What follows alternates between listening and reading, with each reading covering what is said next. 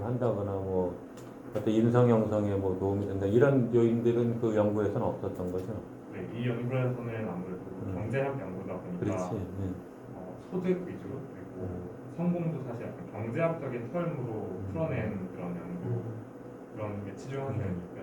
사실 그래서 정서적인 그런 것들은 아까 앞에서 첫 번째 발표자 김민우 선생님이 말씀해주신 현재적인 효과 그런 내용들이 위주가 될 것 같아요.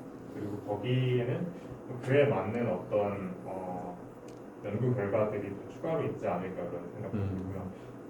근데 한편으로는 이거를 약간 사례 연구 같이 저희가 지금은 좀 추상적으로 말씀을 드렸는데 동생들과 약간 1대1 대담 아니면 면담을 해서 그런 거를 이제 집중적으로 취재를 하고 그 내용을 적으면 그것도 약간 저희가 나름대로 이렇게 변하더라 이런 정서적인 효과가 있었더라 이렇게 또 설명할 수 있을 것 같습니다.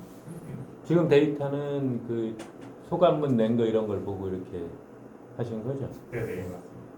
그 형이나 뭐 언니들이 낸 소감문도 있는 거예요. 네. 그다 같이 보고서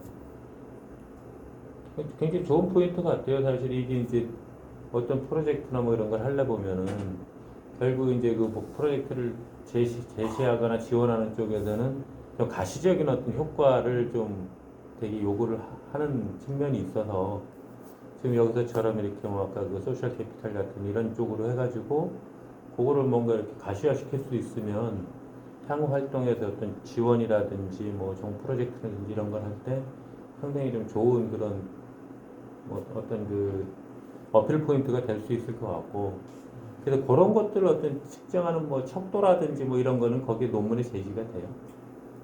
이 논문에서는 그 사람의 소득을 약간 조금 추정을 해서 페이스북에 있는 직장이나 이런 걸 바탕으로 추정을 했는데 저희가 일단 이거를 실증 데이터로 이렇게 변했다 이런 효과가 있었다라고 설명을 하는 거는 조금 더 고민이 필요한 부분이 일단 활동을 시작한 지 한 10년 정도 돼서 그 아이들이 아직 경제 활동을 본격적으로 할 나이가 아니어서 그런 그럴 수 있죠. 조금 어려운 것 같고 근데 대신에 이코노믹하게 소득을 약간 측정하기보다는 아까 말씀드린 거랑 조금 비슷한 맥락에서 형한테서 이런 대학 관련 정보 아니면 진로 관련 이런 걸 하게 됐다 형을 보고 이런 진로를 꿈꾸게 됐다 이런 그런 것들은 데이터라기보다 정제된 데이터라기보다는 약간 사례 연구식으로 제출할 수 있을 것 같아요.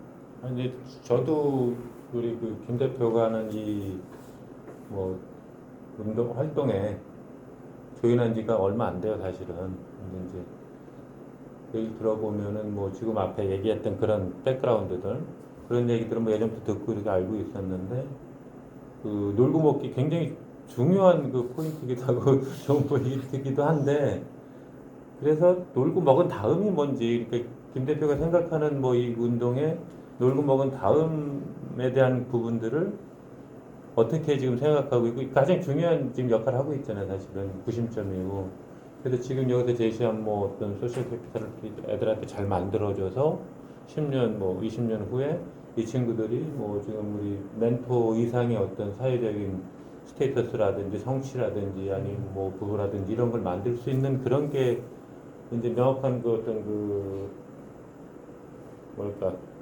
로드맵이 있는 건지 지금 상태에서 김 대표가 생각하는 거는 그냥 지금 애들 어쨌든 힘들고 좀 어려우니까 걔들을 그 지금 어쨌든 이렇게 해서 정서적으로 순환을 시키는 정도 애들한테 의지할 때를 만들어주고 그런 정도인지에 대한 거는 사실은 명확치는 않아서 김 대표께서 한번 설명을 해주시면 더 좋겠다는 생각이 드네요.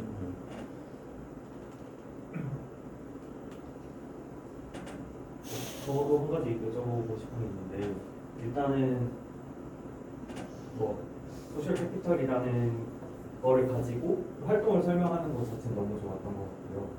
그래서 저도 뭐 많은 생각이 들었는데 근데 제가 이제 저는 몰라서 여쭤보고 싶은 점은 그러니까 소감문을 뭐 꽤 많이 보시고 그리고 이야기를 직접 들으셨다고 하는데 저는 반대로 그러니까 형에게도 동생이 사회적 자본이 될 수 있다라는 생각을 했거든요.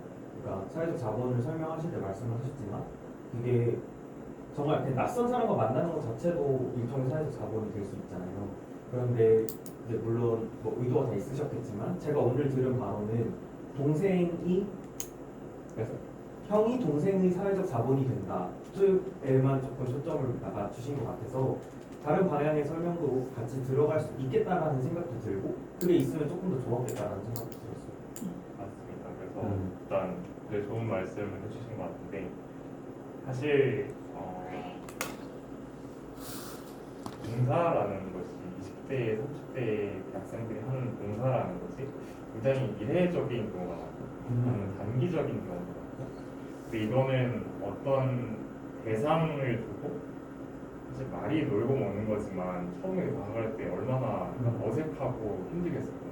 문자 했는데 답장도 안 되고 맞아. 보자고 했는데 막 당일날 취소하고 근데 그런 것들이 좀 익숙치 않겠죠. 왜냐하면 대학생들은 아무래도 약속도 좀 잘 지키고 실제 과제하는데 그러면은 엄청 막 뭐라 할 거 아니에요. 근데 어린 학생들이고 또 나름의 사정이 있는 학생들이기 때문에 그걸 이해하는 것 자체가 아까 윤 선생님이 현재적 효과 설명하실 때 말씀하신 정신적 성숙의 측면에서 굉장히 의미가 있을 것 같아요. 그리고 지금 봉사하고 있는 의대 그리고 경찰대 그리고 육사 세 곳들 모두 굉장히 사회적으로 검증된 자원이긴 하지만 굉장히 클로즈된 그런 소사이티에 살아갈 사람들이거든요.